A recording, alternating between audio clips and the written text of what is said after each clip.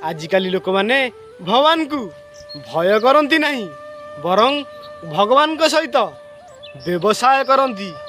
व्यवसायटा कौन शुणु लोक माने 100 टंकार नड़िया कदली और धूप नहीं मंदिर को जाई भगवान को कहती प्रभु मोर यही काम कर दियो मु आपण निकट में एतिक टंका चढ़ेबी भगवान मोर सब इच्छा पूर्ण कर दियो मु तुम पाखरे भोग लगेबी।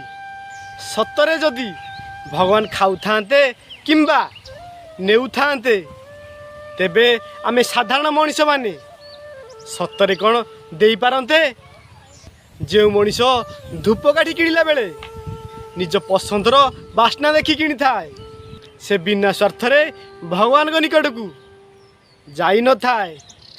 मो कथा गुड़िक किछि लोकंकु आघात दे पारे किंतु कथाटी सत कहार विश्वास और मन को आघात देवा मोर उद्देश्य नुहे।